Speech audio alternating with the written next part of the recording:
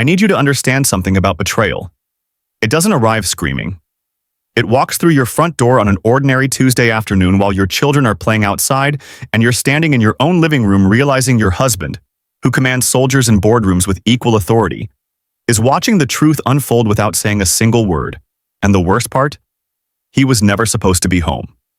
I thought I knew what loneliness looked like. It looked like video calls that froze mid-sentence, like celebrating birthdays with half the family missing from the photograph, like sleeping diagonally across a king-size bed because there was no reason to stay on one side anymore. I was wrong. Real loneliness doesn't look like anything.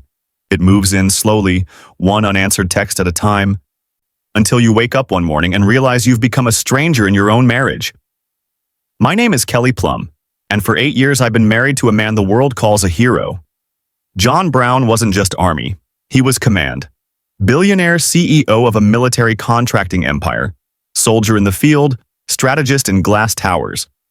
When he walked into rooms, colonels straightened their posture. When he spoke, senators took notes. His presence had gravity. But gravity only matters when someone's close enough to feel it. The morning of September 14th started like every other morning in our house, controlled chaos wrapped in routine. Naomi stood at the bathroom mirror practicing French braids on her own hair, tongue caught between her teeth in concentration. She was 8, going on 35, that child. Always watching. Always noticing things I wished she wouldn't. Ronald was in the kitchen making breakfast surprise, which meant scrambled eggs with whatever he found in the refrigerator. Last week it was eggs with grape jelly. This morning I could smell cinnamon, which meant he'd raided the spice cabinet again. "Mom," he called, "can eggs be dessert?" "Not before school, baby." "But what if they taste like dessert?" I smiled despite myself. Ronald felt everything at maximum volume: joy, anger, love, disappointment. He inherited that from me. Naomi got her father's careful observation, the way she could read a room like a tactical map. John had been deployed for 7 months. The original contract was 10 months total. That meant 3 months remaining. 93 days I'd been crossing off on the calendar like a prisoner marking time. The twins video called him every Sunday at 1800 hours, because John ran his family like he ran his platoons, with precision and scheduled check-ins. I used to find it charming. Now it just felt distant. Smith arrived at 10:15, exactly when he said he would. That was the thing about Smith, he showed up. He remembered that the porch light needed replacing and that Naomi's science project was due Thursday, and that I took my coffee with too much cream because I'd never really liked the taste but needed the caffeine. "Got your light bulbs," he said, holding up the hardware store bag like a trophy. "You didn't have to do that." "I know," he smiled. "But I was already there." Smith was comfortable, safe. He'd been John's college roommate, the best man at our wedding, the twins' godfather. He lived 4 miles away and worked remotely, which meant he had time for things like replacing light bulbs and picking up prescriptions and being present when presence was the one thing I needed most. For the past 5 months, Smith had been coming by regularly to help. I told myself it was innocent. I told myself that a lot. The twins loved him. Naomi called him Uncle Trouble because he let her stay up past bedtime playing board games. Ronald called him Smithy because 8-year-olds think they're hilarious. We stood in the kitchen while Smith changed the porch light, and I pretended not to notice how easy it had become to rely on someone who wasn't my husband. "John called this morning," I said, wrapping my hands around my coffee mug. "Yeah? How's he doing?" "Tired, stressed. You know John, he doesn't really talk about it." Smith descended the ladder, tucking the screwdriver into his pocket. "He should talk about it, especially to you." There it was. That quiet criticism of John that had become more frequent lately. Smith never said it directly, but I could hear it underneath. "I would treat you better. I would be here." If you've ever felt invisible in your own marriage, you know what I'm talking about. If you've ever wondered whether your partner even notices you anymore, leave a comment. Because I spent 7 months convincing myself I was strong enough to handle the distance, and I was lying to myself the entire time. "The kids need new cleats," I said, changing the subject. "Ronald's growing out of everything." "I'll take them this weekend if you want. Give you a break." You don't have to. Kelly. He said my name softly. I want to. That's when I should have set a boundary. That's when I should have said thank you, but no, my husband will handle it when he gets home. We're fine. I'm fine. Everything's fine.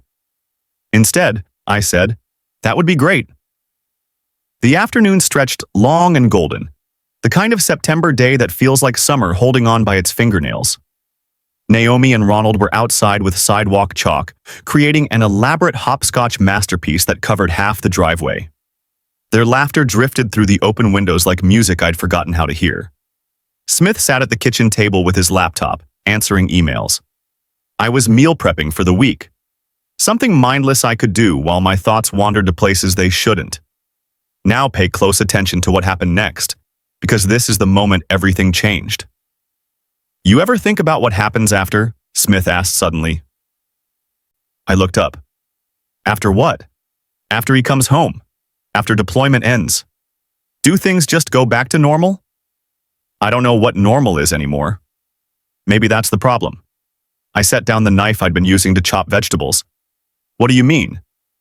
But Smith didn't answer. His eyes moved past me toward the front of the house, and something in his expression changed. That's when I heard it. The front door.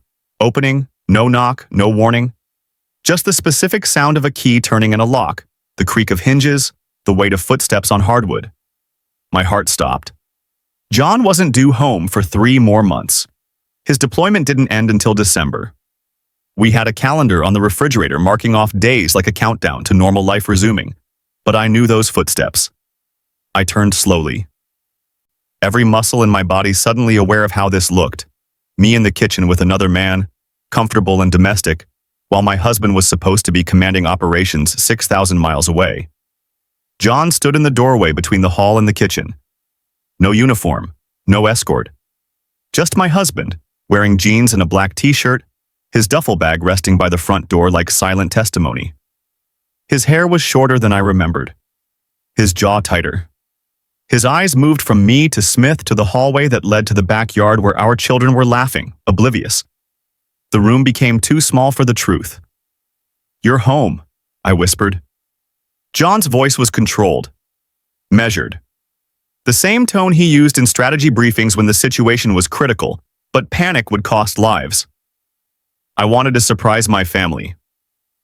Smith stood slowly, carefully, like a man realizing he'd walked into the wrong room.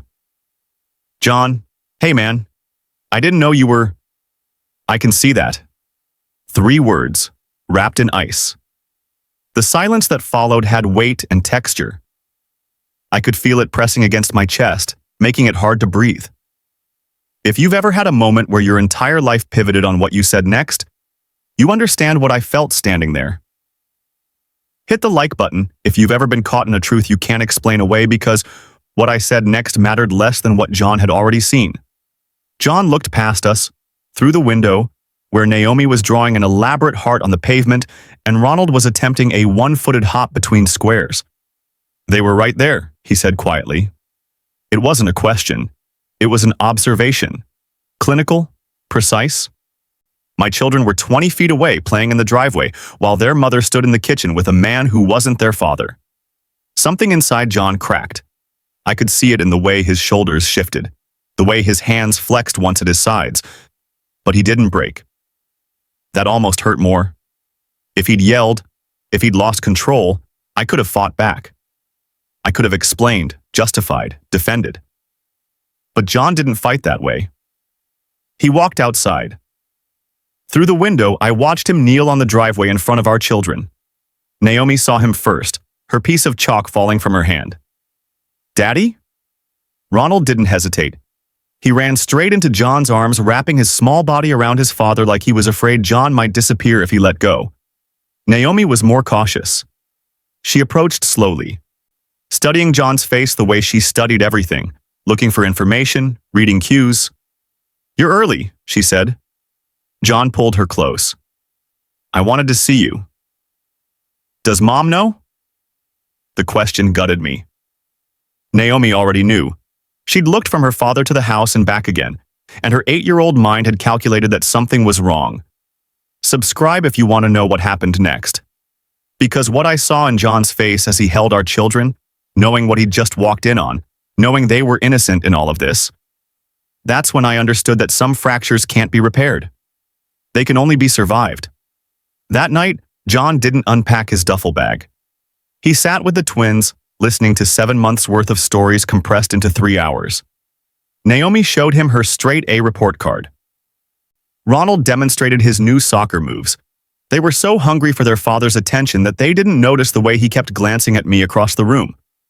Or maybe they did notice. Maybe they just didn't understand what it meant yet.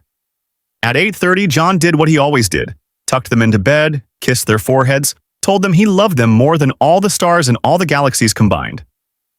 Then he closed their bedroom door and turned to face me. We stood in the hallway of our home. The home we'd bought together, the walls we'd painted, the floors where our children had taken their first steps. And I watched my husband look at me like I was a stranger. "How long?" he asked. "John, how long has Smith been here?" "5 months. He's been helping with the house, with the kids." "That's all." "That's all?" He repeated my words back to me like he was testing their weight, seeing if they'd hold up under scrutiny. They didn't. "I trusted you with my family," John said. "Not our family. My family." As if in 7 months of absence I'd become separate from what we'd built. As if I'd forfeited my place through the crime of being lonely. I wanted to scream that he'd left me. That commanding soldiers and closing billion-dollar contracts didn't excuse the fact that I'd spent 7 months being both parents, both partners, holding everything together while he was gone. That I was drowning, and he'd been too far away to notice. Instead, I said nothing, because sometimes the truth is worse than silence. John picked up his duffel bag. "Where are you going?" I asked. "A hotel. I need to think." "John, please." "I came home early to surprise you, Kelly. Mission accomplished." He walked out the front door for the second time that day. This time, he didn't come back. I stood in our empty living room, listening to his car pull away, and realized that loneliness had been preparing me for this moment all along.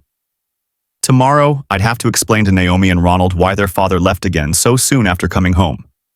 Tomorrow, I'd have to face the fact that I'd destroyed the one thing I'd been trying so hard to hold together. But tonight, I just stood there in the dark, understanding that some surprises don't bring joy. Some surprises bring endings. And what happened next would show you whether love can survive when trust is broken, or whether some marriages are already over long before anyone says goodbye.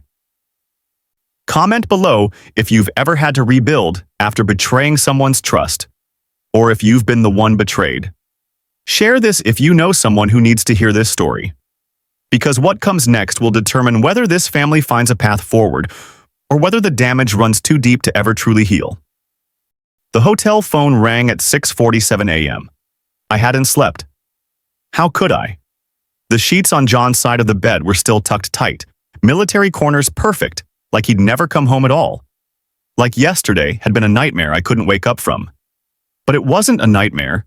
It was Tuesday morning, and my husband was calling from a hotel room instead of sleeping beside me. "Hello? I'm coming by at 8 to see the kids before school." John's voice was flat, professional. The voice he used with subordinates, not with his wife. I assume that's acceptable. Acceptable. As if he needed permission to see his own children. "Of course. They'll want to see you." "Good." Silence stretched between us through the phone line, miles of unspoken words compressed into static. "John." He hung up. I sat on the edge of our bed holding a dead phone, and that's when I heard it.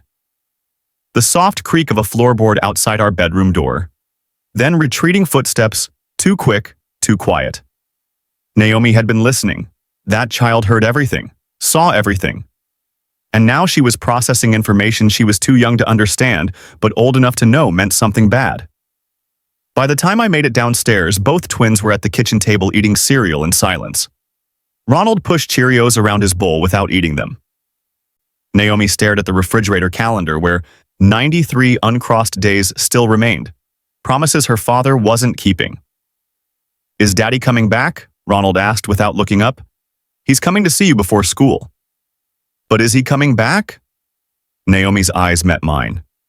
8 years old, and she was already calculating outcomes, running scenarios, preparing for loss. I didn't know how to answer because I didn't know the answer. What would you tell your children in that moment? Comment below if you've ever had to explain adult failures to kids who deserved better than the mess you'd made. John arrived at exactly 8 o'clock. Not 7:58, not 8:02. Exactly 8, because John Brown operated on precision even when his life was falling apart. He stood on the porch of his own home, ringing the doorbell like a guest. And that detail gutted me more than his absence the night before. He'd surrendered his key, left it on the hotel nightstand probably, a symbolic gesture that spoke louder than any argument could have. Ronald ran to the door, but Naomi held back. She watched her father enter, duffel bag still in his car, dressed in fresh clothes that meant he'd packed more than one day's worth, and I saw her tiny hand curl into a fist at her side. She knew. Maybe not the details, but she knew. "Morning, champ." John knelt down, and Ronald crashed into him with the full force of 8-year-old need. "Did you sleep okay?" "You weren't here." "I know, buddy. I had to stay somewhere else last night." "Why?" The question every parent dreads, the one that demands truth but can't handle it yet. Sometimes adults need space to think. John looked over Ronald's head at me, his expression unreadable. "But I'm here now." Naomi approached slowly. "For how long?" "What do you mean, sweetheart?" "You just got home yesterday. The calendar says you have 93 more days off, but you didn't stay." She crossed her arms. "So for how long this time?" John's face did something I'd never seen before. It cracked. Just for a second. A hairline fracture in his composure that revealed the man underneath the soldier. "I'm figuring that out, Naomi." Adults always say they're figuring things out when they're about to leave. Silence crashed through the room like broken glass. Where had she learned that? What had she observed in her short life that taught her people use "figuring things out" as code for abandonment? John pulled her close. But she didn't melt into him like Ronald had. She stood stiff, tolerating the embrace but not returning it. Protecting herself the way she'd learned to protect herself. And I realized with horror that my daughter had been preparing for this. That some part of her had been watching her parents' marriage erode in real time, cataloging the distance, the silence, the separate lives we'd been living even when John was home. Children notice everything. We just pretend they don't because it's easier than facing what they've seen. "I'll pick you both up after school," John said, standing. "We'll get ice cream, talk." "Can Mom come?" Ronald asked. John's jaw tightened. "Not this time, buddy." And there it was. The first visible crack in our family unit. The moment our children learned that Mom and Dad were now separate entities requiring separate time, separate conversations, separate everything. Remember this moment. It matters more than you think. If you've ever watched your children realize their family is breaking, hit that like button. Because what you're about to hear next is how silence can be louder than any argument. John left without looking at me. The twins went to school confused, and I sat in our kitchen, the same kitchen where Smith had sat just yesterday, the same space where my marriage had collapsed in real time, trying to figure out how to fix something I wasn't sure could be repaired. That's when my phone buzzed. "Smith. I'm so sorry about yesterday. Is there anything I can do?" I stared at the message for a full minute. The answer was no. No. There was nothing he could do. His presence had already done enough. But I didn't say that.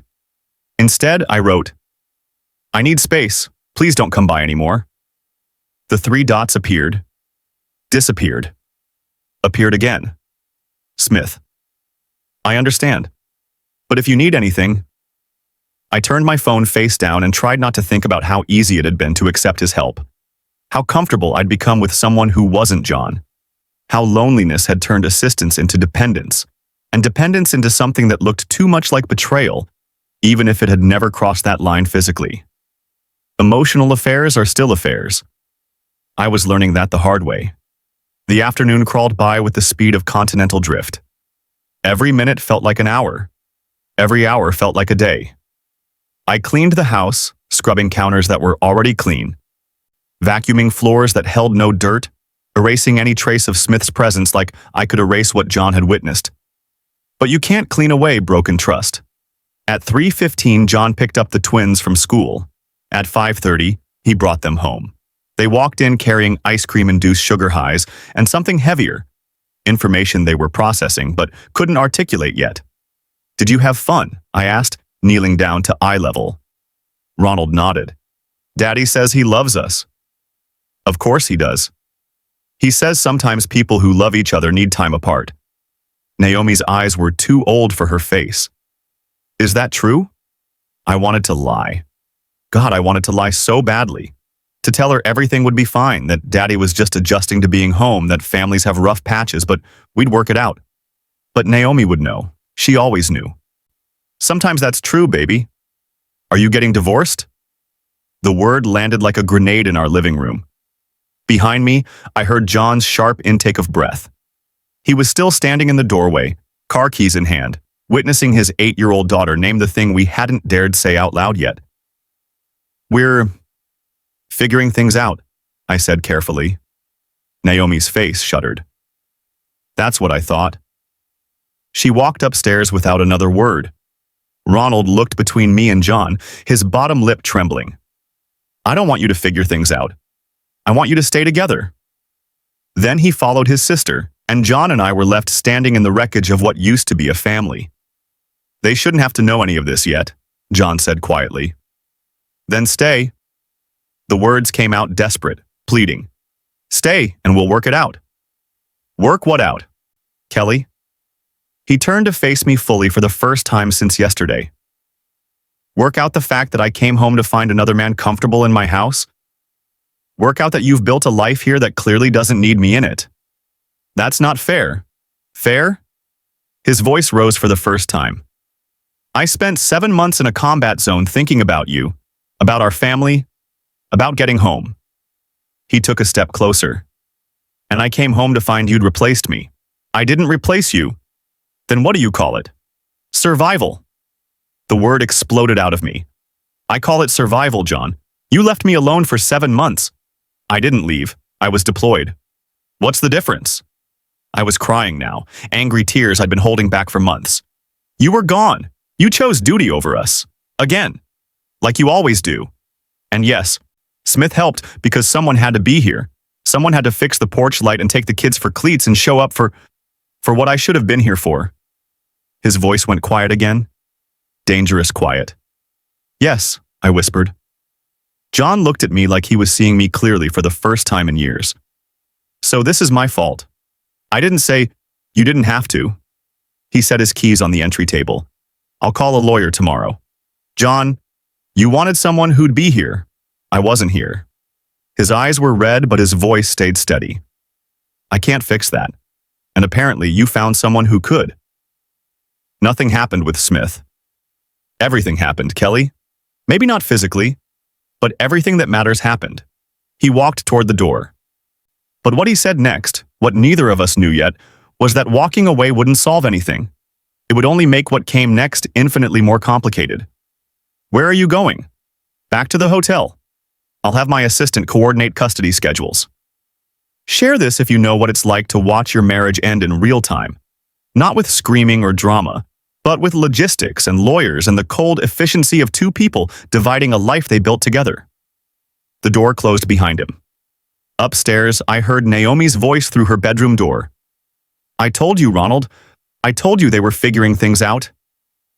And my daughter's cynicism, earned at 8 years old, broke something in me that I wasn't sure could ever be repaired. I climbed the stairs and opened Naomi's door without knocking. Both twins sat on her bed, Ronald crying openly. Naomi dry-eyed and furious. "Is Daddy coming back?" Ronald asked. And I realized the answer was no. Not tonight. Maybe not ever. "I don't know, baby." But Naomi knew. She looked at me with those calculating eyes and said, "You should have waited for him." Then she turned her back to me. And in that moment, I lost not just my husband's trust, but my daughter's respect. The cost of loneliness, I was learning, was higher than I'd ever imagined. What happened next would test whether any of us could find our way back to each other, or whether some damage really is permanent. Next chapter drops soon. and what happens when the truth becomes impossible to avoid. Subscribe so you don't miss the moment this family either breaks completely or finds a path back to each other. The thing about guilt is it doesn't wait for convenient moments. It wakes you at 3 a.m. It sits beside you at breakfast. It watches through the rearview mirror when you drop your kids at school and see other intact families, mothers and fathers arriving together, casual touches, the kind of easy intimacy you can't remember ever having. 3 days after John moved to the hotel, I was drowning in it. The house felt wrong, too quiet, too empty. The twins tiptoed around me like I was made of glass, and maybe I was. Maybe we all were, just fragments of a family pretending we hadn't already shattered. My phone buzzed on the kitchen counter. Smith. Thinking about you. Hope you're okay. I should have deleted it. Should have blocked the number. Should have drawn a line so clear that there was no ambiguity, no room for misinterpretation, no path back to the comfort that had gotten me into this mess. Instead, I stared at those 6 words and felt something I hated myself for feeling. Relief. Relief that someone was thinking about me, that someone cared whether I was okay, that somewhere in this disaster there was a voice asking how I was instead of cataloging everything I'd done wrong. I didn't respond, but I didn't delete it either. And that's how betrayal works, isn't it? Not in grand gestures or dramatic moments, but in the small decisions we make when no one's watching. The messages we don't delete, the thoughts we entertain, the comfort we accept from people who aren't our spouse because our spouse stopped being comfortable years ago.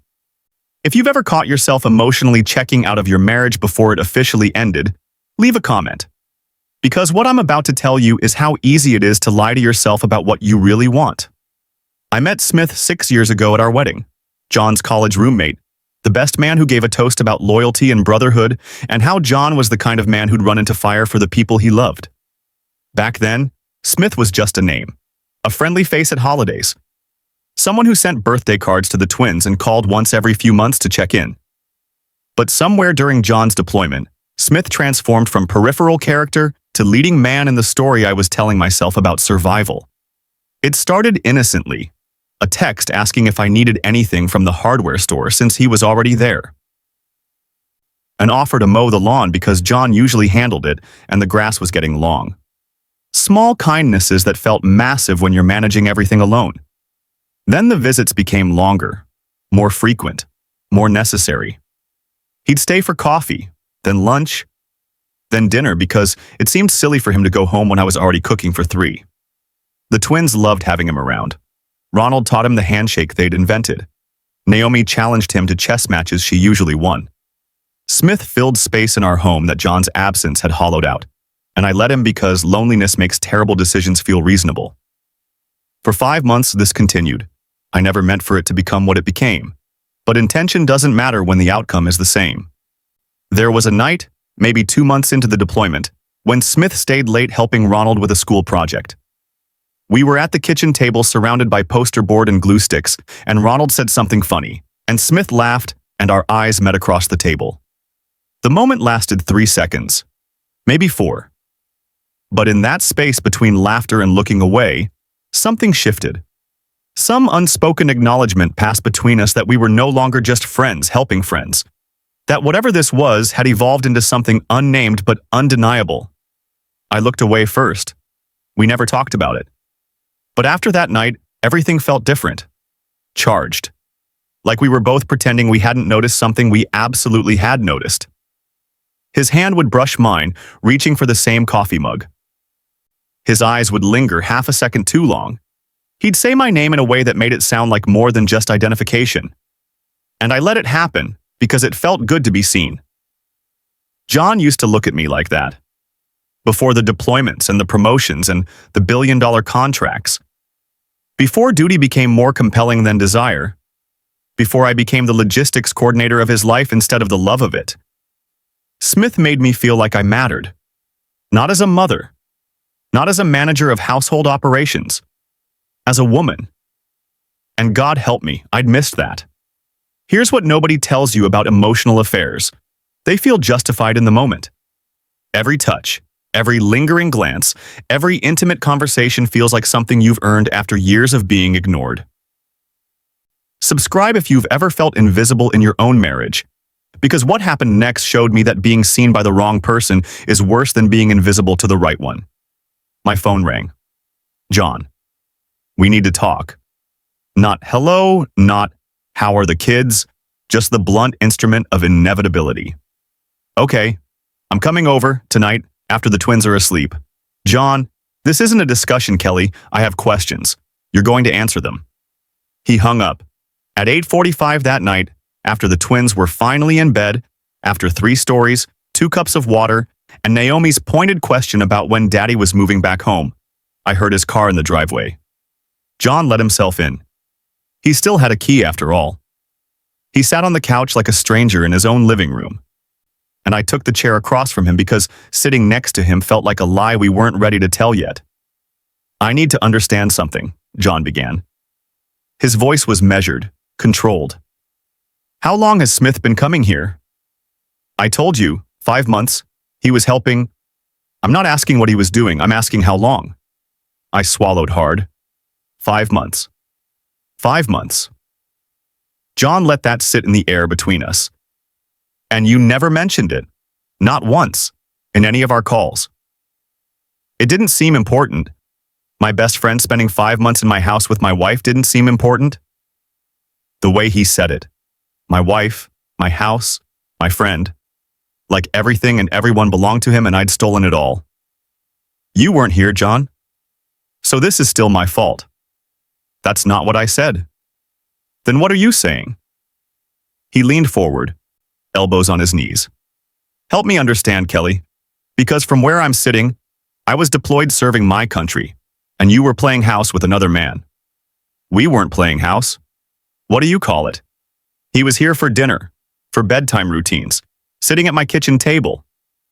You built a life that included him and excluded me. Because you were 6,000 miles away.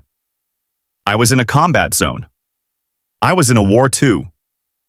The words came out louder than I intended. Maybe not with bullets, but it was still a war. Trying to be enough parent for 2. Trying to explain to your children why Daddy chose to leave again. Trying to convince myself that we were still a family when we barely felt like roommates who video chatted. Upstairs, a door creaked. We both froze. Small footsteps padded across the hallway. The bathroom light clicked on. Naomi. We waited in tense silence until the toilet flushed, the sink ran, the light clicked off, the door closed again. John dropped his voice to barely above a whisper. Did you sleep with him? No. Did you want to? The question hung between us like a blade. John. It's a yes or no question, Kelly. I looked at my husband. This man I'd married 9 years ago. This soldier and CEO and father who'd given me children and a home and a life I'd thought I wanted, and realized I owed him the truth even if it destroyed whatever remained between us. I don't know. Those 3 words landed like ammunition. John stood up slowly. You don't know. I was lonely. I was drowning. And Smith was there and you weren't. And yes, there were moments where I felt something I shouldn't have felt, but I never acted on it. I never crossed that line. You crossed every line that mattered. His voice cracked. You gave him what was mine. Your time. Your attention. Your trust. You let him into our family and made him part of something sacred. Physical betrayal is just one kind of cheating, Kelly. You committed every other kind. Like this video, if the truth just hit you as hard as it hit me. Because emotional betrayal is still betrayal. And I was finally understanding the magnitude of what I'd done. I'm sorry, I whispered. Are you sorry you did it? Or sorry you got caught? I didn't have an answer. John walked to the door, then stopped. I'm filing for divorce next week. My lawyer will contact you about custody arrangements. John, please. You wanted someone who'd be here, who'd show up, who'd put you first. He opened the door. I hope Smith was worth it. It wasn't about Smith. It was about you not being here. John turned back one last time, and the look on his face was something I'd never seen before. Not anger, not hurt, resignation. You're right, he said quietly. I wasn't here, but you didn't wait. You didn't communicate. You didn't fight for us. He paused. You just found someone else to fill the space I left behind. And that tells me everything I need to know about whether this marriage was worth saving. The door closed, and I realized with crushing clarity that he was right. I hadn't fought for us. I'd just replaced him. But what I didn't know yet, what would change everything, was that John hadn't given up either. He was just strategizing, calculating, preparing for what came next. Share this if you've ever realized too late that your excuses were just that, excuses. The next chapter reveals the decision that changes everything. Because this story isn't over yet. The lawyer's business card sat on my kitchen counter for 3 days. I couldn't bring myself to throw it away. Couldn't bring myself to call. It just existed there. White cardstock with embossed lettering, a physical manifestation of my marriage ending in real time. John had his lawyer. Now I needed mine. But hiring a divorce attorney meant admitting this was really happening, that we weren't taking space to think or working through a rough patch. That 9 years of marriage, 2 children, and a lifetime of promises were being dissolved into custody schedules and asset division. On the 4th day, John showed up unannounced. Not for the kids, not during his scheduled pickup time. For me. "We need to finish our conversation," he said, standing in the doorway like he wasn't sure if he was allowed inside his own home anymore. "The twins are at school." "I know, I waited until they were gone." That small consideration, protecting our children from whatever was about to happen, made my throat tight. I let him in.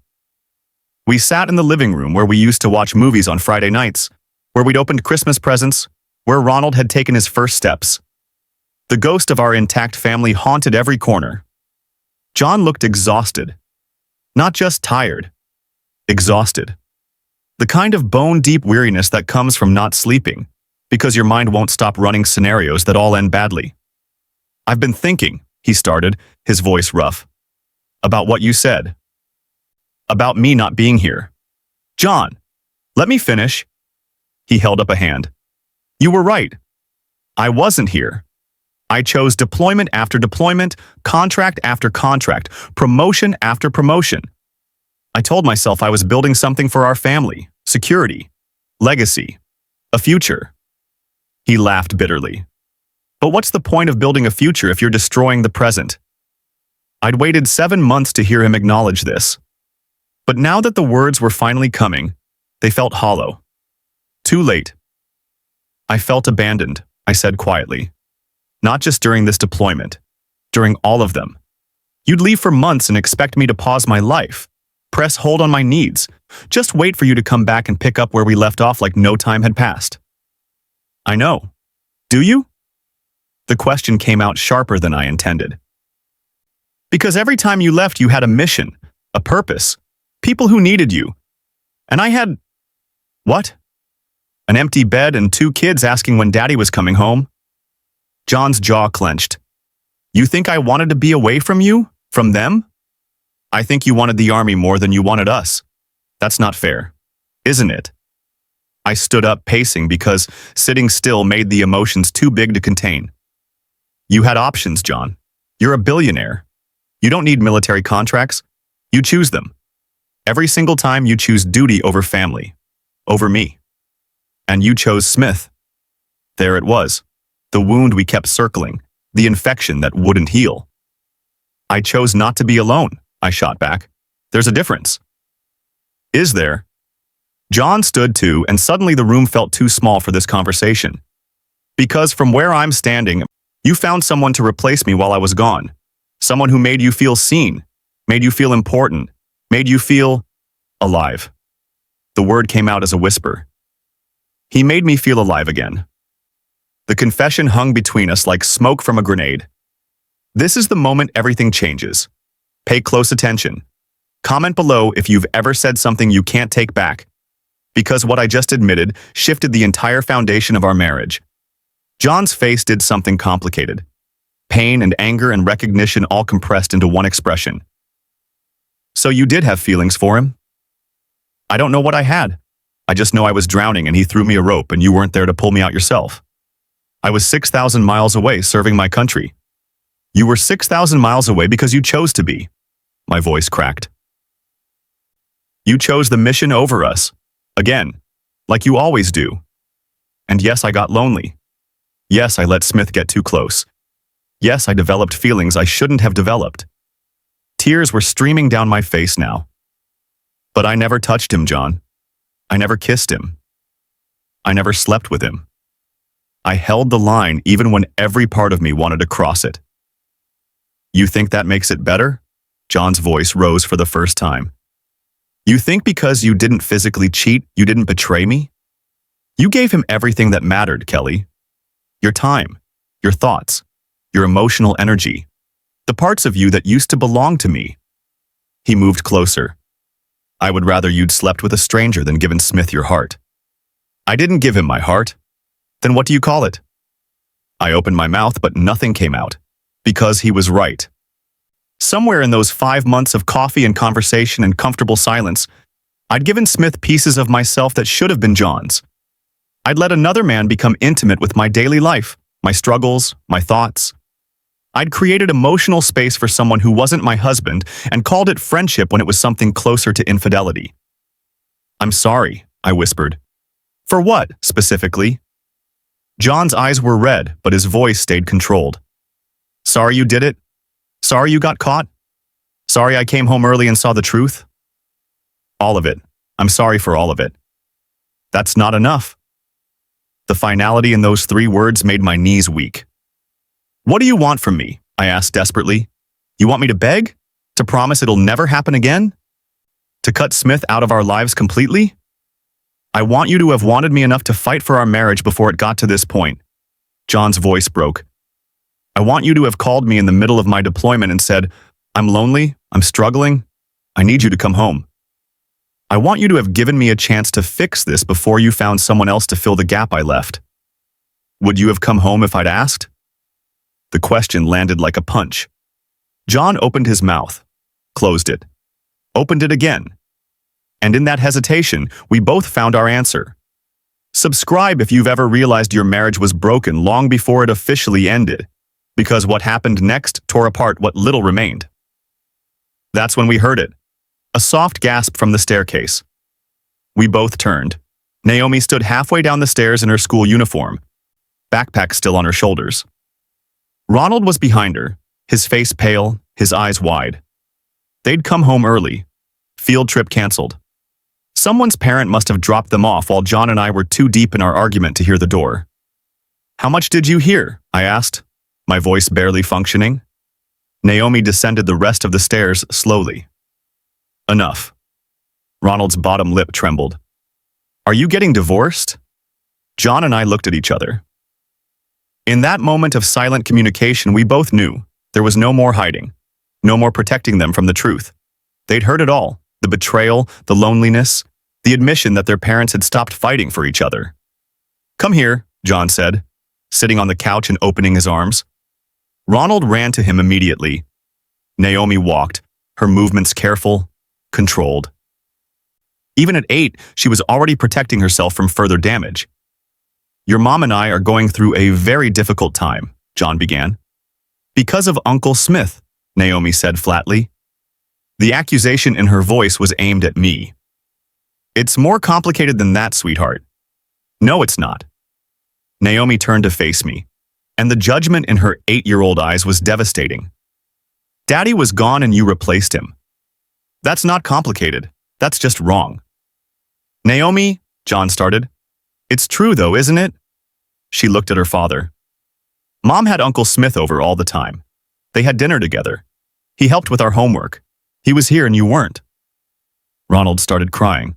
I don't want Uncle Smith, I want our family. John pulled both children close.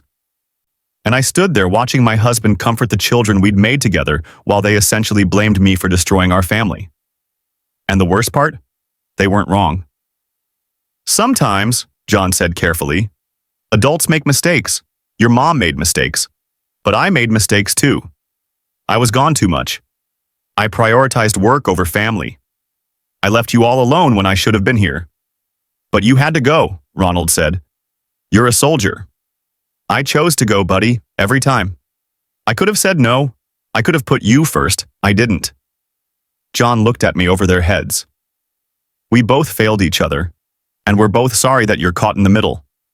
Naomi pulled away from him. So what happens now? The question every child of divorce asks. The one with no good answer. John took a deep breath. Your mom and I need to figure out if we can fix what's broken. That's going to take time. And honesty. And probably some hard conversations. Are you moving back home? Ronald asked. Not yet. But I'm not giving up on our family either. Naomi studied his face, looking for cracks in the promise. What if you can't fix it? Then we'll figure out a new way to be a family. One where you both feel loved and safe, even if your mom and I can't live together. The honesty was brutal, but it was also what they needed. Truth instead of false promises. Naomi nodded slowly, then looked at me. Are you going to keep seeing Uncle Smith? No, baby, that's over. Completely. Promise? Promise. She held my gaze for a long moment, then walked upstairs without another word. Ronald followed her, and John and I were left standing in the wreckage we'd created. I should go, John said quietly. Wait. I grabbed his arm. What you said before they came home about me not fighting for us, you were right. I didn't fight. I just gave up.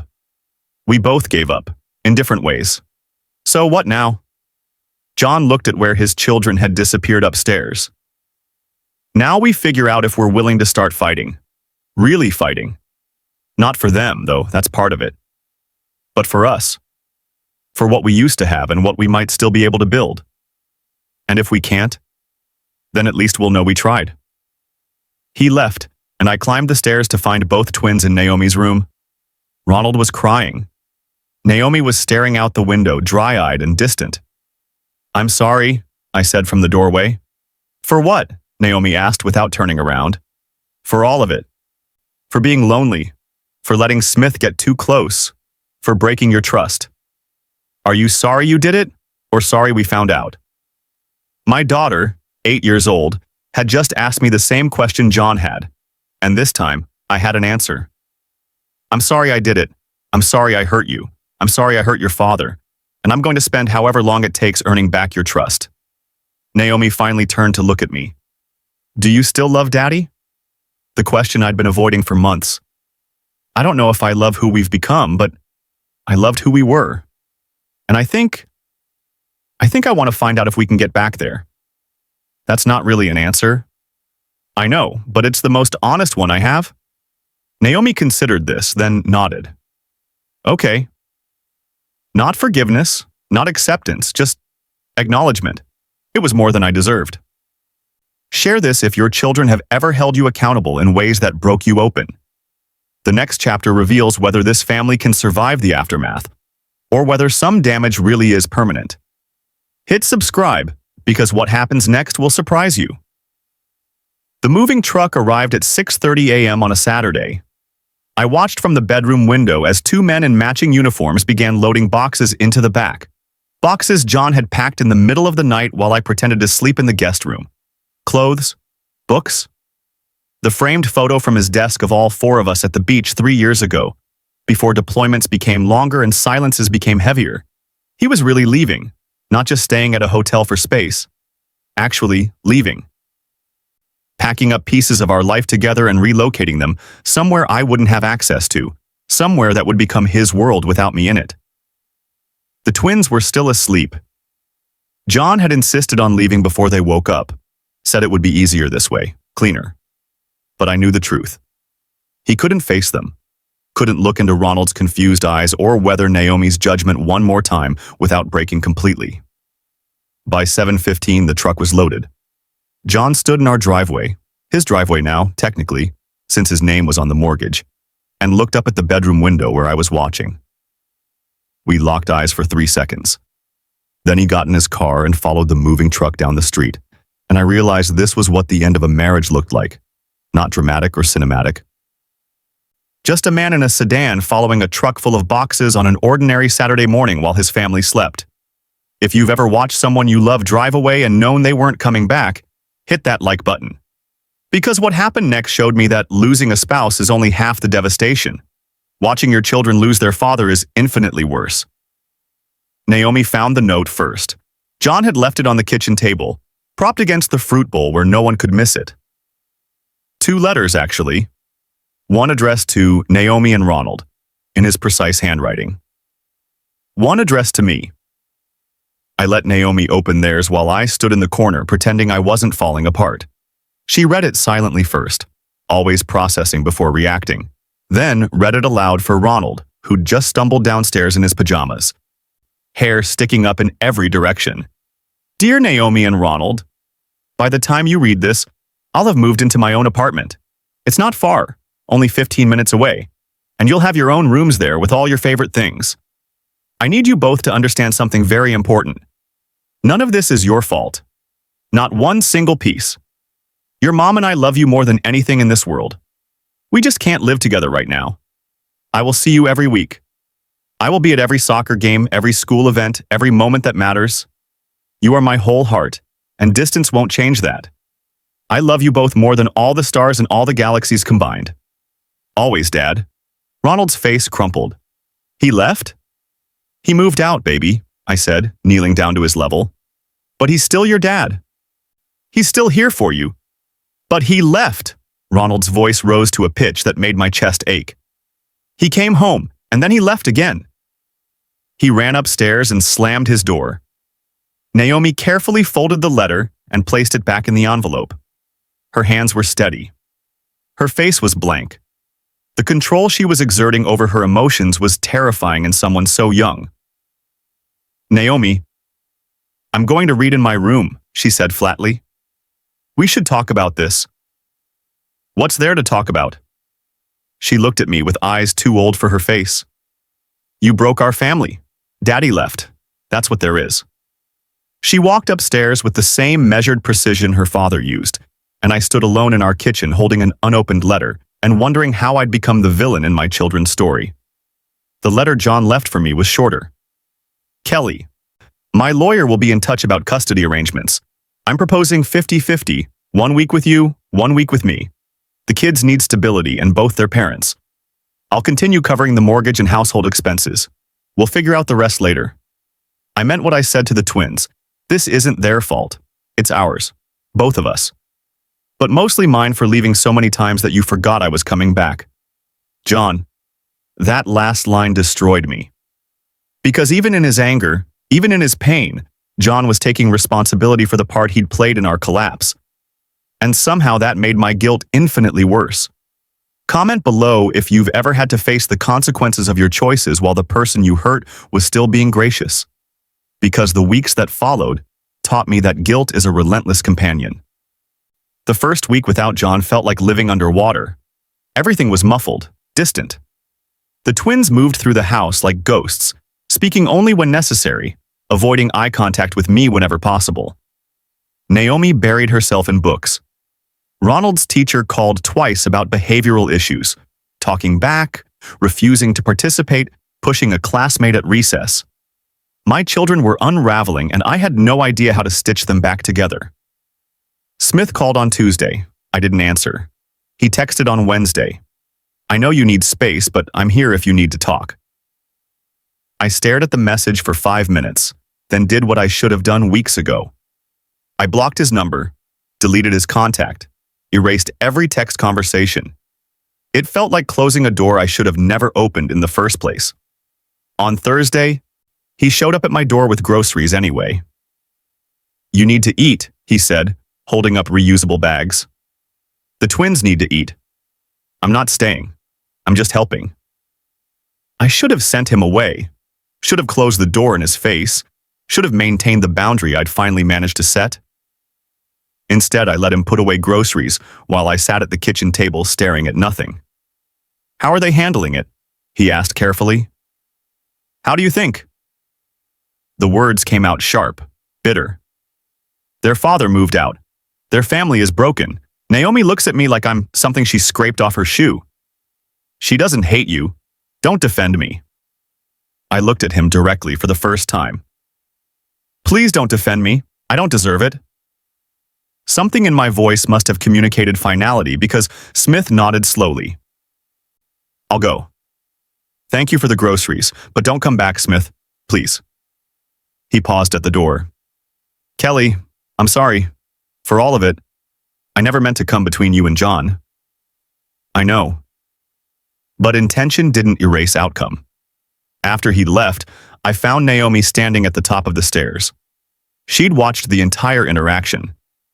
Was that Uncle Smith? She asked. Yes.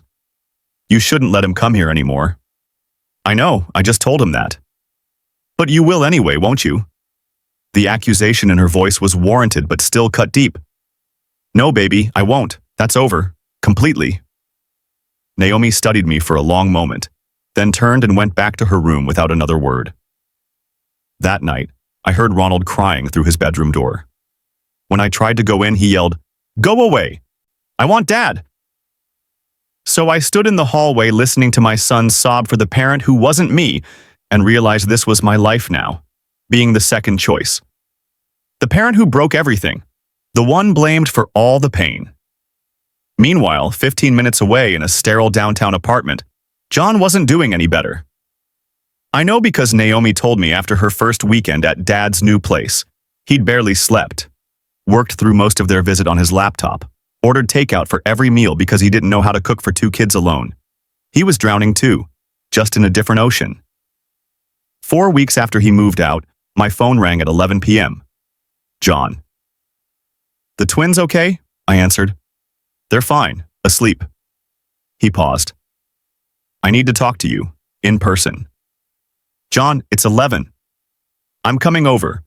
We need to have a conversation that can't happen over the phone. What kind of conversation? But he'd already hung up. 20 minutes later, headlights swept across the living room window. John's car in the driveway, the front door opening without knocking because technically he still had rights to this space, even if he'd chosen to leave it. He stood in our entryway looking exhausted and determined, and something else I couldn't quite identify. I've been thinking, he said. About what? About us. About the twins. About what we're teaching them by giving up without really fighting. My heart started beating too fast. What are you saying? John stepped closer. I'm saying maybe we ended this too quickly. Maybe we owe it to ourselves and to them to actually try before we completely destroy what we built. Share this video if you believe second chances are possible, even after betrayal. Because what John proposed next would either save our family or finish destroying it completely. I want to come home, he said. And everything I thought I understood about our ending suddenly became a new beginning. But what neither of us knew yet was that coming home was just the first step. The hard part, the part that would test whether we could actually rebuild, was still ahead.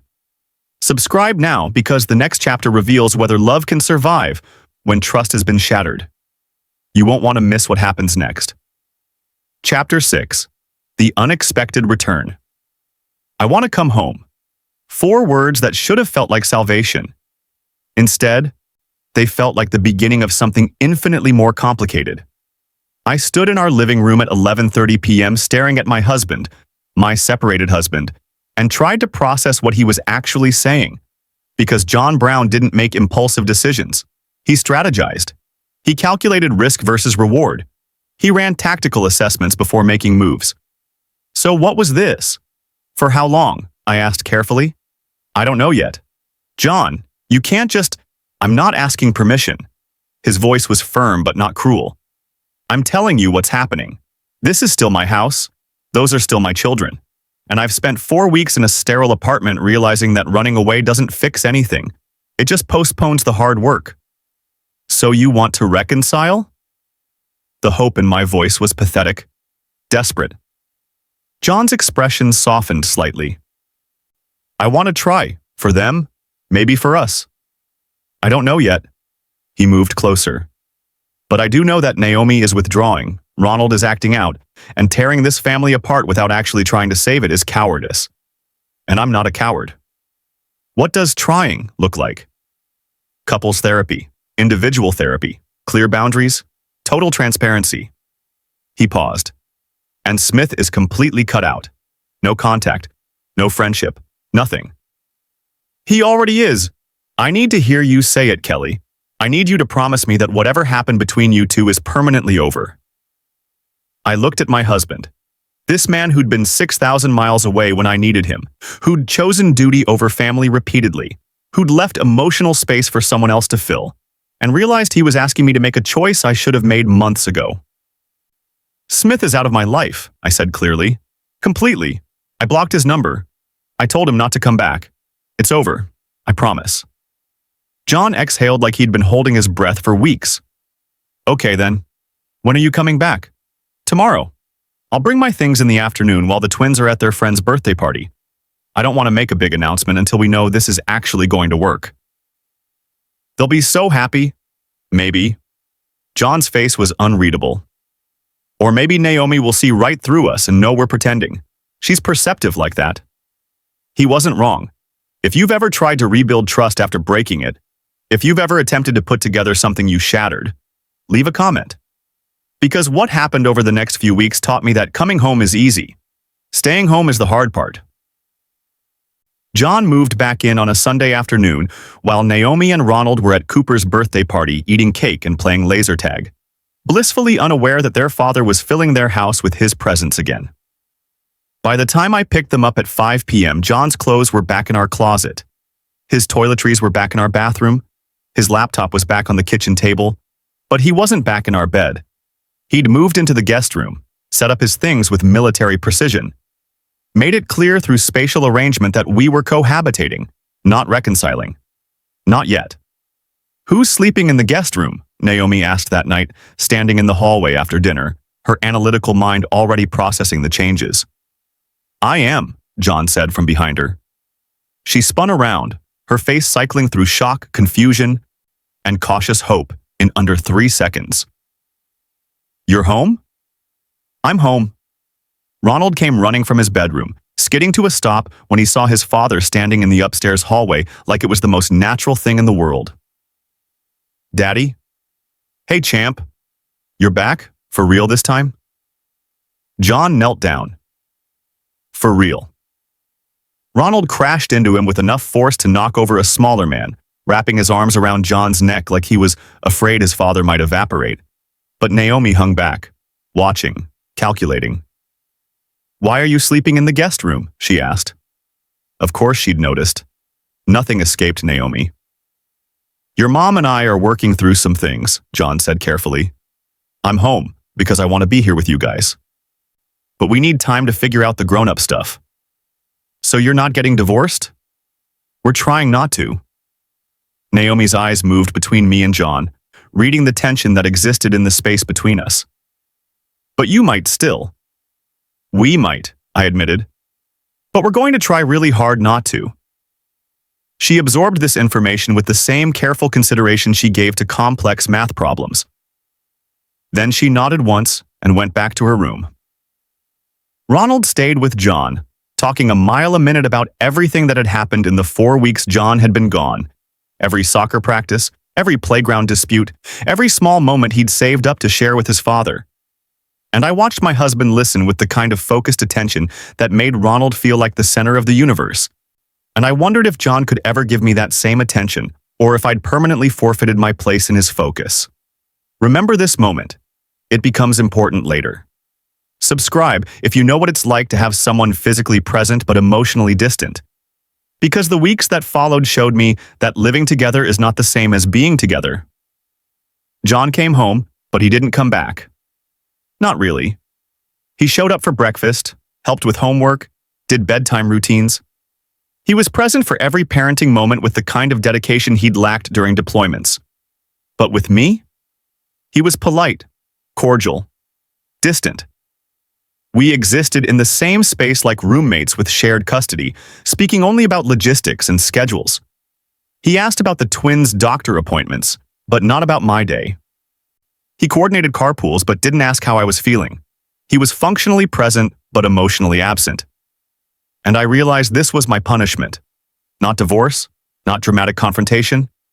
Just this. Living with someone who'd once loved me deeply but now couldn't remember why. We started couples therapy the second week of his return. Dr. Patricia Morrison was in her 60s with kind eyes and zero tolerance for bullshit. She sat in her office with its generic motivational posters and tissue box and asked us the question that cut through everything. Why are you here? John answered first. Because our children deserve better than watching their parents destroy each other. And you, Kelly? Because I want to fix what I broke. Dr. Morrison wrote something in her notebook. So you're here for your children, and you're here out of guilt. Neither of you mentioned being here for yourselves or for the marriage. The observation landed like an accusation. Maybe we don't know if the marriage is worth saving yet, John said quietly. Then why are you living together? Because I needed to try, for them. Dr. Morrison looked at me. And are you trying for them? Or for you? I opened my mouth, but nothing came out. Because I didn't know the answer. Did I want John back because I loved him? Or because I was terrified of being alone? Because I missed him? Or because I missed the idea of an intact family? I don't know, I whispered. And that honesty, that admission that I didn't know what I wanted, was somehow worse than any lie I could have told. Over the next month, patterns emerged. John was an exceptional father, attentive, present, patient. He helped Naomi with her science project and taught Ronald new soccer moves and made them both laugh in ways I hadn't heard in months. But Naomi watched us, always watching, analyzing the distance between her parents, the careful way we avoided touching, the conversations that ended too quickly. "Are you and Daddy in love?" she asked me one night while I was tucking her in. The question paralyzed me. "We're working on it, baby." That's not an answer. It's the only answer I have right now. She turned over, facing the wall. Okay. I wanted to say more, wanted to promise her that everything would be fine, that Mommy and Daddy would fall back in love, that our family would be whole again. But I couldn't make promises I wasn't sure I could keep. Ronald, on the other hand, seemed happier. His behavioral issues at school stopped. He laughed more. He had his father back, and for Ronald, that was enough.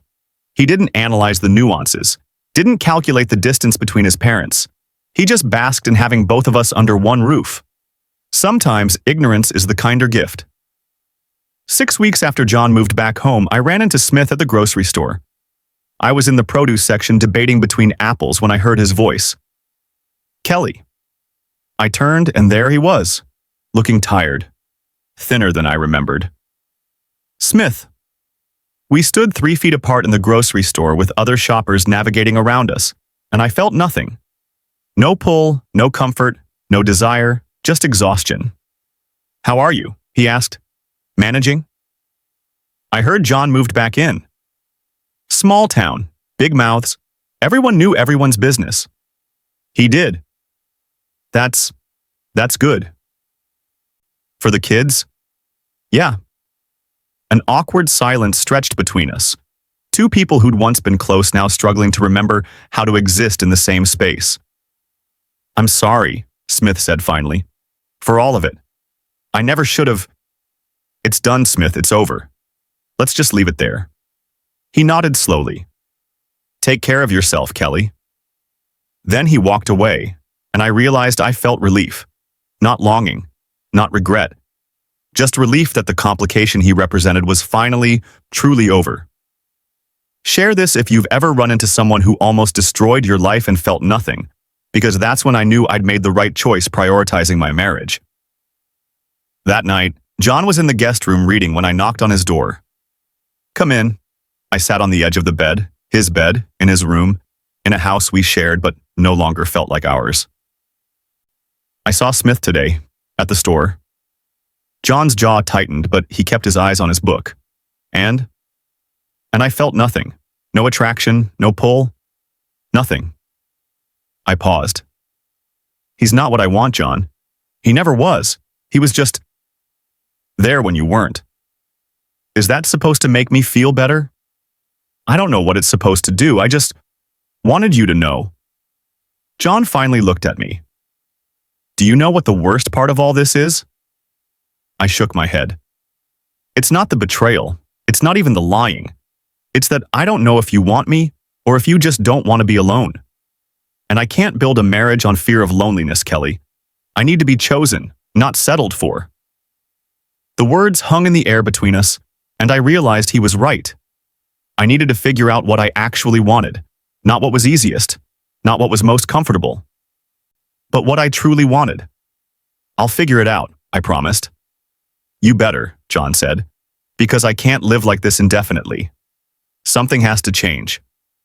He went back to his book, and I left his room understanding that coming home had solved nothing. It had just postponed the real decision we both still had to make. And what that decision would be, whether we'd fight for each other or finally let go, would determine everything that came next. Like this video, if you've ever realized fixing a marriage requires more than just proximity, it requires choosing each other every single day. Next chapter reveals the moment everything changes again. Don't miss it. Chapter 7. The Difficult Conversations. Naomi stopped talking to me on a Wednesday. Not dramatically. Not with slammed doors or shouted words.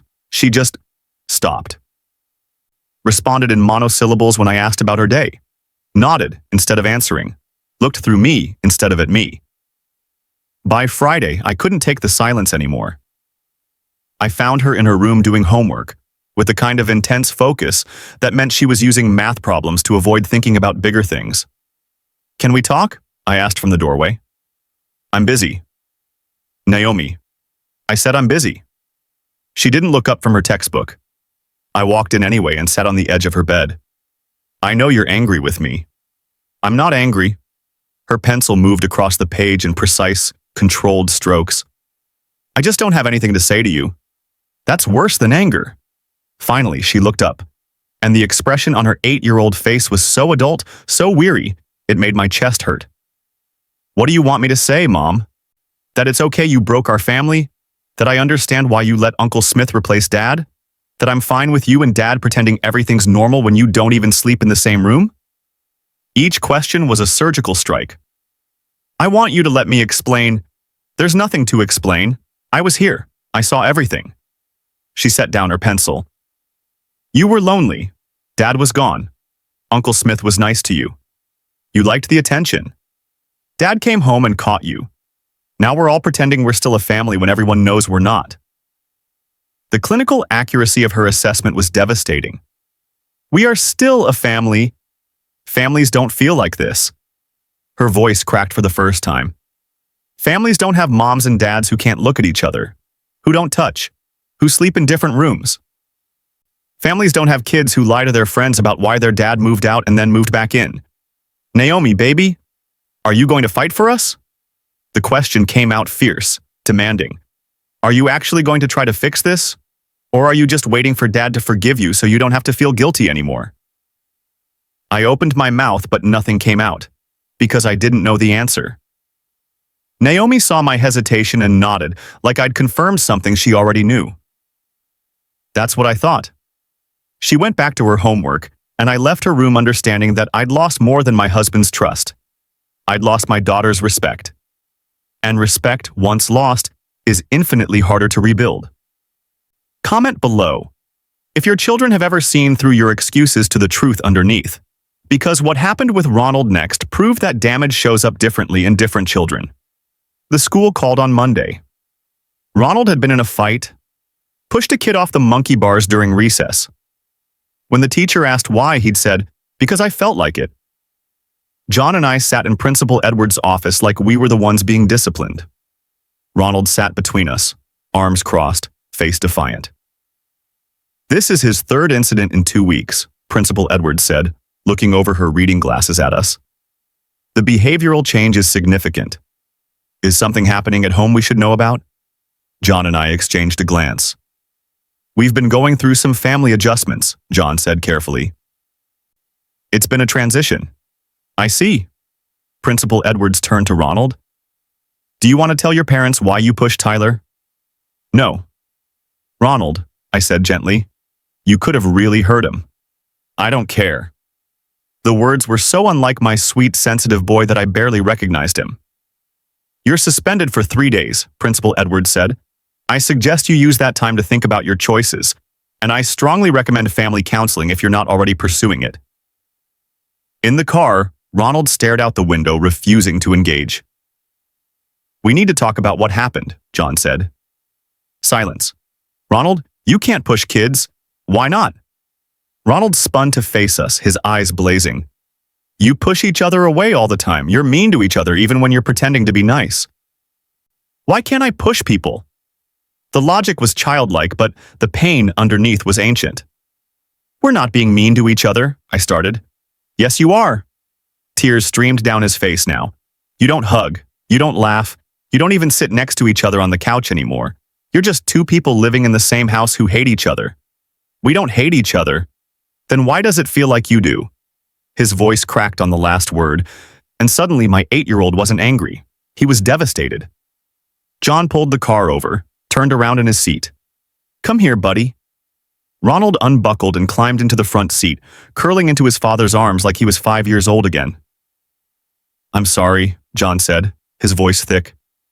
I'm so sorry you're feeling this way. Your mom and I are working on things, but we're not doing a very good job of protecting you and your sister from the hard parts. I just want us to be normal again. I know. But we're never going to be, are we? John looked at me over Ronald's head. In his eyes, I saw the same question I'd been asking myself for weeks. Were we fighting for something worth saving? Or just prolonging the inevitable? I don't know, John admitted. But we're trying. Ronald pulled away from him. Trying isn't the same as doing. Then he climbed back into his seat and stared out the window for the rest of the drive home. Here's the truth nobody tells you about trying to fix a broken marriage. Your children see everything. And sometimes their wisdom cuts deeper than any therapist's insight. Subscribe if you've ever heard truth from a child that stripped away all your adult rationalizations, because that night, everything changed. John was in the guest room packing a bag when I found him. Where are you going? Business trip, Seattle, 3 days. He didn't look at me while he folded shirts with military precision. Contract negotiation that's been scheduled for months. John, the kids are struggling. You can't just leave. I'm not leaving. I'm working. There's a difference. Is there? He stopped packing, turned to face me. What do you want from me, Kelly? You want me to stay home and pretend everything's fine while our son gets suspended from school and our daughter won't speak to you? You want me to keep playing house when we both know this isn't working? So you're giving up? I'm being realistic. He zipped the bag. We moved back in too soon. We're making the kids witness something toxic and calling it trying. We're in therapy. Therapy doesn't work when one person doesn't know what they want. The accusation hung between us. I want us to work, I said desperately. Do you want us? Or do you want to not be the villain in your children's story? I didn't answer because we both knew the truth. John picked up his bag. I'll be back Thursday. While I'm gone, I need you to figure out what you actually want. Not what's easiest. Not what looks best. What you genuinely want. Because I can't keep doing this limbo. It's destroying all of us. He left, and I stood in the guest room that had become his room, in the house that had become our prison, and realized he was right. I'd been so focused on keeping my family together that I hadn't stopped to ask whether together was where we belonged anymore. That night, after the twins were asleep, I did something I should have done months ago. I went to our bedroom, the room John and I used to share, where we'd made love and made plans and made promises we couldn't keep, and I stood in front of the full-length mirror and asked myself the question I'd been avoiding. Did I still love John Brown? Not the idea of him. Not the security he provided. Not the intact family he represented. Did I love him? The man who chose duty over presence, who came home from war and found betrayal, who'd moved back in but couldn't forgive, who was trying but failing. Who looked at me like I was a problem to solve instead of a woman to love? Did I love him? I stood there for 20 minutes waiting for the answer. And when it came, it wasn't what I expected. Share this if you've ever had to face a truth you didn't want to admit, because what I realized that night in front of the mirror changed the entire trajectory of our story. I didn't know if I loved John anymore, but I knew I loved the man he used to be. The man who laughed easily, who looked at me like I was his whole world, who chose me before he learned to choose everything else. The question wasn't whether I loved him now. It was whether I was willing to fight for the possibility that we could find our way back to who we used to be. And for the first time since John came home early and found me with Smith, I knew my answer. I grabbed my phone and opened a new note, started typing. Not to John, not yet. to myself. Things I need to say. 1. I'm sorry for using loneliness as an excuse. 2. I'm sorry for letting someone else fill the space you left. 3. I'm sorry for not fighting harder before everything fell apart. 4. But I'm also angry that you left so many times. 5. I'm angry that duty always came first. 6. I'm angry that I have to earn back trust when you broke it first by choosing to leave. 7. And I don't know if I love you anymore. 8. But I know I want to try to find out. I read it 3 times. Then I did something that terrified me. I sent it to John and waited for him to respond from Seattle and tell me whether we had a future or if I just ended our marriage with 8 bullet points of brutal honesty. The message showed delivered, then read, then nothing. For 3 hours, nothing. I sat on our bed watching my phone, heart pounding, wondering if honesty had just destroyed our last chance, or if it was the only thing that could save us. And what John said when he finally responded would determine everything. Next chapter reveals John's response, and the decision that will either save this family or destroy it completely. Like this video, if you've ever sent a message you couldn't take back and waited in terrified silence for the response. Subscribe, because you won't want to miss what happens next. Chapters 8 and 9 coming immediately, completing the full script. Chapter 8. The Final Decision. John's response came at 2:47 a.m. I know because I hadn't slept. Just laid in our empty bed refreshing my phone every 30 seconds, watching the clock tick forward. Wondering if I'd just destroyed the last fragile thread holding us together with 8 bullet points of brutal honesty. The text was simple. I'm coming home early. We need to talk, face to face. Not, I love you. Not, we'll figure this out. Just a tactical plan delivered in his characteristic precision. I didn't sleep the rest of that night. John arrived home at 6 p.m. the next day, a full day earlier than planned. The twins were at Dr. Morrison's office for their own therapy session, which meant we had the house to ourselves for the first time since he'd moved back in. He stood in our living room still wearing his business suit, tie loosened, looking exhausted in a way that went beyond physical. I read your message about 40 times on the plane, he said without preamble. And you're right. About all of it. He sat down heavily on the couch. I did prioritize duty over family. I did leave you alone too many times. I did come home expecting forgiveness without acknowledging my role in why you were vulnerable in the first place. I sat across from him, afraid to hope. But you were also right about something else, he continued. You don't know if you love me anymore, and I don't know if I love you. Not the way we are now. Not these versions of ourselves. The admission should have hurt more than it did. Instead, it felt like relief. Like we were finally being honest instead of pretending. So what do? I asked. John leaned forward, elbows on his knees.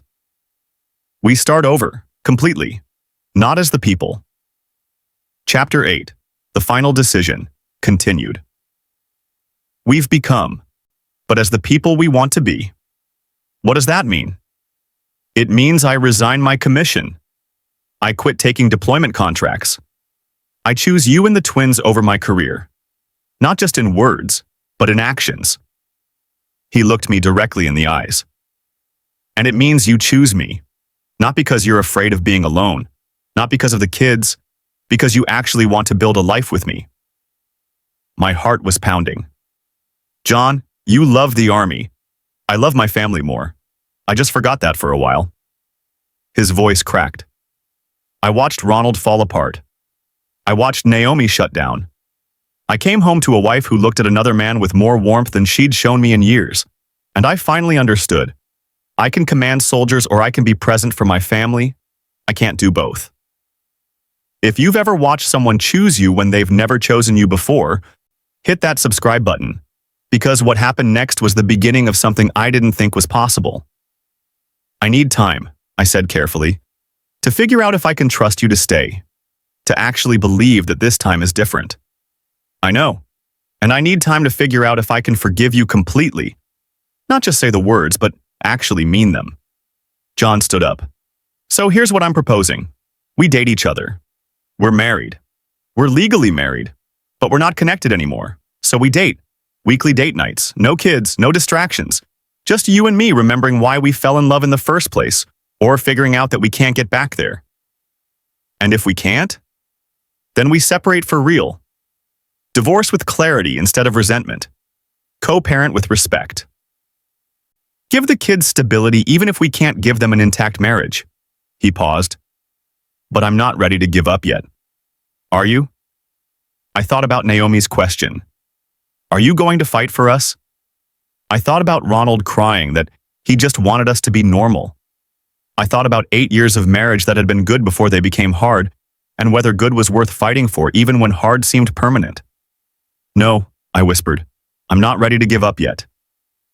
John exhaled like he'd been holding his breath. Okay then, we try. For real this time. He extended his hand across the space between us, formal, almost businesslike. I took it. And for the first time in months, touching him didn't feel wrong. The twins noticed the shift immediately. John started coming home at 5 p.m. instead of 8 p.m. He cooked dinner with me instead of working through meals. He asked about my day and actually listened to the answer. He laughed at my jokes, the terrible ones he used to groan at but secretly loved. And I chose him. Consciously. Daily. Chose to ask about his meetings instead of resenting them. Chose to touch his shoulder when I walked past. Chose to see the man he was trying to become instead of the man he'd been. It wasn't easy. Some days we reverted to our damaged patterns, him withdrawing into work, me building walls to protect myself from being hurt again. But we caught ourselves faster, corrected course more quickly. Dr. Morrison called it conscious relationship building. Naomi called it parents actually trying. 2 weeks into our reset, John took me on our first date, not to somewhere fancy. To the coffee shop where we'd had our first date 13 years ago, a little place with mismatched furniture and local art on the walls that somehow still existed despite the world changing around it. We sat across from each other with lattes neither of us really wanted, and John said, "Tell me something I don't know about you. After 13 years, you know everything. I know the logistics of you.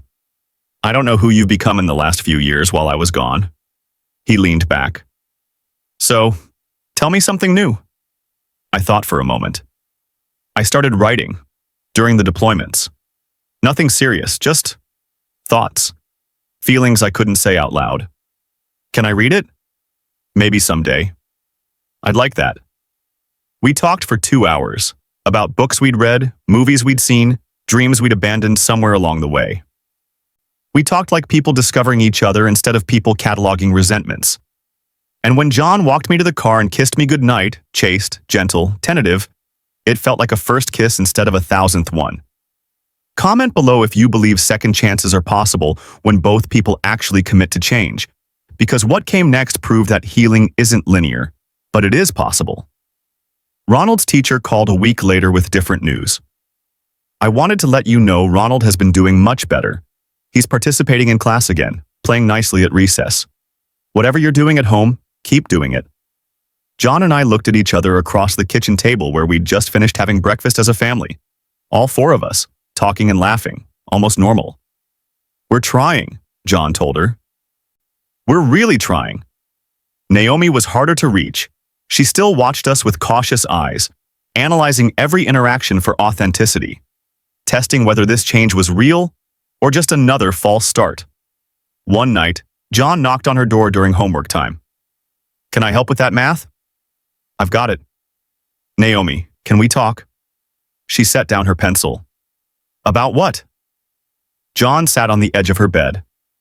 "About how I let you down. How I left too many times. How I prioritized things that didn't matter and neglected the things that did." Naomi's eyes widened. "Dad, let me finish." He took a breath. "You're 8 years old, and you've already learned that people leave. That promises get broken, that families fall apart, and that's my fault. I taught you that by leaving over and over again. You had to work. I chose to work more than I had to. I chose missions over soccer games, deployments over birthdays. I chose wrong, sweetheart, and I'm sorry." A single tear slid down Naomi's cheek. Are you going to leave again? No. I resigned my commission. I'm done with deployments. Forever. Forever. She studied his face, looking for cracks in the promise. What if you change your mind? I won't. Because I finally figured out that being your dad is more important than any mission I could ever go on. Naomi launched herself into his arms, and John held his daughter while she cried for all the times he hadn't been there to hold her before. Share this video if you've ever had to apologize to your children for failing them, because watching John finally show up the way they needed him to was the moment I knew we might actually make it. 3 months after John came home early and found Smith in our kitchen, we had our first real fight as a couple trying to heal. Not about Smith, not about betrayal, about something stupid, whose turn it was to pick up the dry cleaning. But the fight escalated, got heated, brought up old wounds that hadn't fully healed. You're still not hearing me, I shouted. And you're still playing the victim, John shot back. We both stopped, stared at each other, realized we were about to destroy 3 months of progress over dry cleaning. Time out, John said, using the phrase Dr. Morrison had taught us. We went to separate corners of the house, cooled down, came back together 20 minutes later. I'm sorry, he said. Me too. We're still figuring this out. Yeah, he pulled me close. But we're figuring it out together. And that made all the difference. 4 months after John came home, he called a family meeting. All 4 of us sat in the living room, the twins on the couch, John and I in chairs facing them. Your mom and I have something to tell you, John began. Naomi's face went pale. You're getting divorced. No, John smiled. The opposite. I'm moving back into our bedroom, permanently. If that's okay with you both. Ronald jumped up. Really? Really. Does this mean you're not broken anymore? Naomi asked carefully. John and I looked at each other. We're still healing, I said honestly. But we're healing together, and that's what matters. Naomi nodded slowly. Then, for the first time in months, she smiled. That night, John moved his things from the guest room back into our bedroom. We lay in bed side by side, not touching, just sharing space. I don't know if this will work, I whispered into the darkness. I don't either, John admitted. But I know I want to try, every day, for the rest of my life. He reached for my hand. I took it. And somewhere in that gesture, I felt something I hadn't felt in years. Hope. Like this video, if you believe broken things can be repaired with enough commitment and courage. The final chapter reveals whether this family truly heals, or whether some damage runs too deep. You won't want to miss the conclusion. Chapter 9. A New Beginning. 1 year later, everything was different. Not perfect. Not the fairy tale version of marriage where conflicts dissolve and wounds heal without scars. But different in the ways that mattered, in the small daily choices that add up to transformation when you're not looking. John kept his promise. He resigned his commission, turned down 3 deployment contracts, and restructured his entire company to operate without him traveling. Some colleagues called it career suicide. He called it finally getting his priorities straight. I kept mine too. Smith's number stayed blocked. The emotional space I'd created for someone who wasn't my husband remained closed, locked, boarded up. I chose John every morning when I woke up and every night when I went to sleep beside him. And slowly, painfully slowly, we became something new. Not the couple we were before. That version of us was gone, dissolved by distance and loneliness and betrayal. But this version, this hard-won, battle-scarred, deliberately chosen version, it was stronger than we'd ever been. Naomi noticed first. You and Dad are different, she said one Saturday morning while helping me make pancakes. Different how? You touch now, like casually. His hand on your back when you walk past, you leaning into him on the couch. Before you were like magnets turned the wrong way. Now you're... She searched for words. Now you're like magnets facing the right direction. The observation was so perfectly Naomi, analytical and emotionally intelligent at the same time. We're trying harder, I said. I can tell. It's nice. She poured batter onto the griddle. I like this version of you guys better. Comment below if your children have ever validated your efforts to heal your marriage, because hearing that from Naomi meant more than any therapy breakthrough could. Ronald's healing looked different. Where Naomi processed through observation and analysis, Ronald healed through proximity. He just wanted time with his dad, lots of it, and John gave it to him. Saturday morning soccer became sacred. John never missed a game. Never showed up late with his phone out handling just one quick email. He was present, shouting encouragement from the sidelines, analyzing plays afterward, celebrating victories with ice cream and commiserating defeats with extra practice. "Dad's different," Ronald told me one night during bedtime. "How so, baby?" "He's here, like really here. Not just sitting in the room while his brain is somewhere else." Ronald pulled his blanket up to his chin. "I like that he chose us." "Me too." "Are you guys going to stay together forever now?" The question was cautious, hopeful, still protecting himself from disappointment. "We're going to try our hardest, every single day." That's what Dad said too. He's right. Ronald smiled and closed his eyes, and I realized that children don't need perfect parents. They need parents who keep showing up, who keep trying, who choose them again and again even when it's hard. Dr. Morrison called it earned security. I called it grace. The real test came in month 10. John got offered a contract he couldn't refuse, a multi-billion-dollar deal that would require 6 weeks in Europe. The old John would have taken it without question. Career first, family second.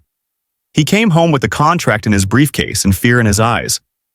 "I need to tell you something," he said. We were in the kitchen. I was chopping vegetables for dinner. John set his briefcase on the counter. "Donovan offered me the European contract, the one I've been trying to land for 3 years.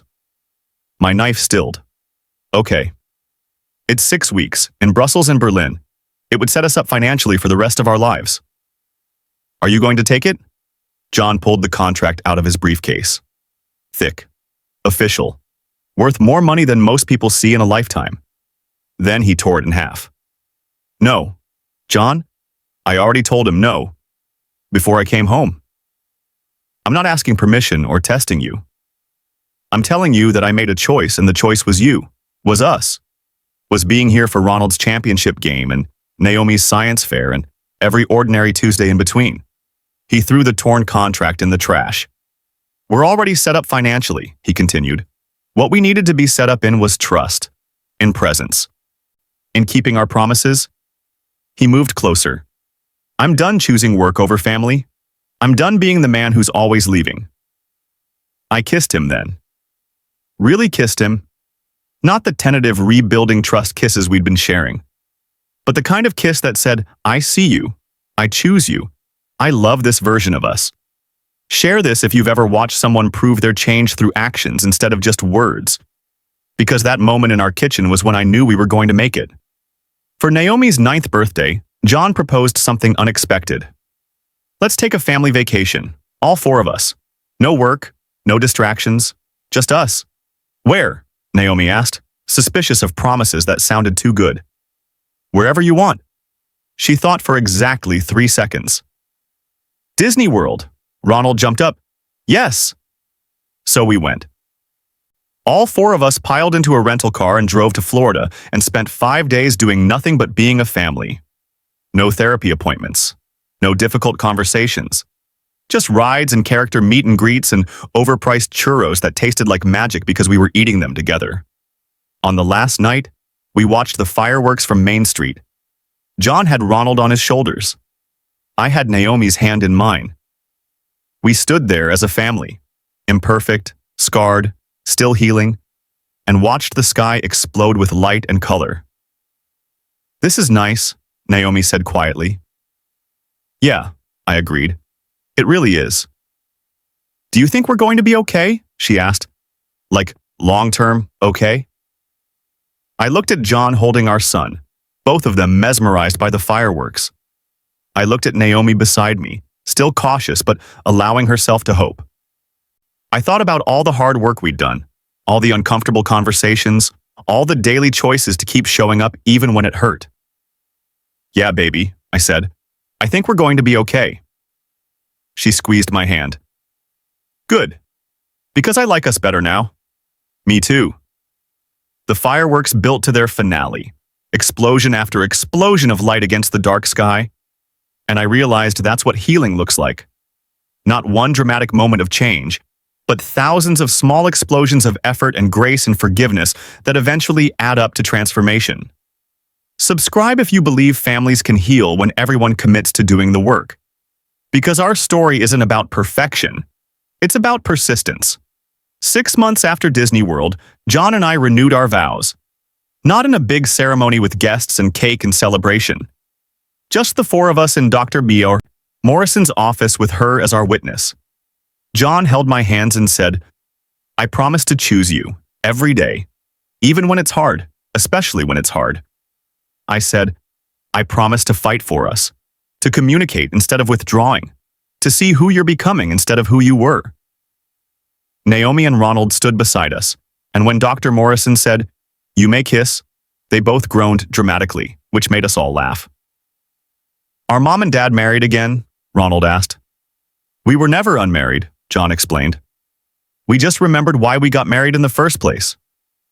That's confusing. Yeah, I agreed, pulling him close.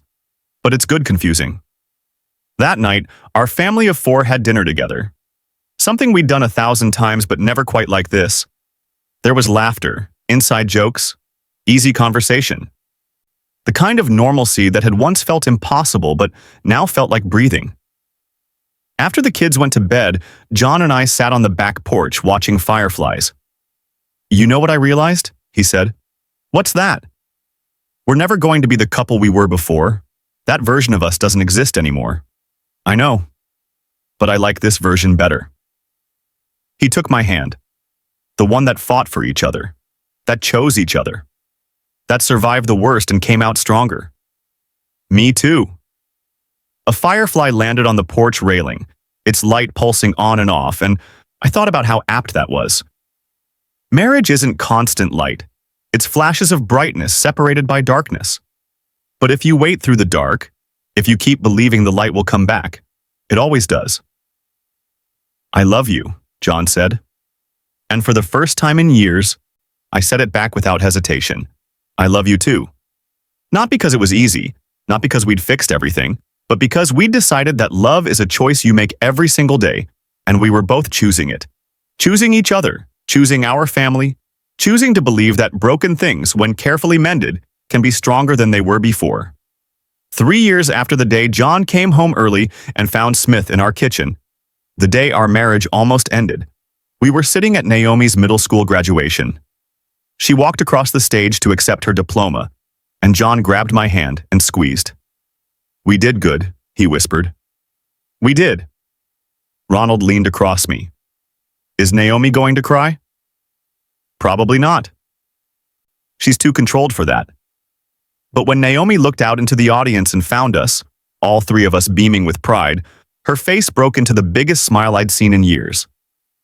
After the ceremony, she ran to us. Actually ran, despite being 12 and too cool for public displays of affection. We did it, she said, hugging both of us at once. You did it, John corrected. All A's, student council, science fair champion. You're incredible. I meant we survived, Naomi clarified. All of us, as a family. We made it. And I realized she was right. We'd survived the deployments and the loneliness and the betrayal and the aftermath. We'd survived therapy and difficult conversations and learning to choose each other when walking away would have been easier. We'd survived doubt and pain and the slow, unglamorous work of rebuilding trust brick by careful brick. We'd survived. More than that, we'd thrived. Yeah, sweetheart, I said, pulling her close. We made it. John wrapped his arms around all 3 of us, and we stood there in the parking lot of Naomi's middle school, a family that had been broken and carefully repaired, stronger at the fractured places, and I felt something I hadn't felt in years. Complete. Not perfect. Not without scars, but complete. Like this video, if you believe second chances are possible when people commit to real change, share it with someone who needs to know that broken families can heal. Comment below with your own story of survival and transformation. Because our story isn't special. It's just the story of two imperfect people who made terrible mistakes, hurt each other deeply, and then made the harder choice to stay and fight instead of run and hide. It's the story of children who weathered their parents' failures and came out resilient. It's the story of love that died and was resurrected through daily acts of grace. It's a story about endings that became beginnings. And if we could find our way back to each other after everything we'd been through, maybe you can too. The end.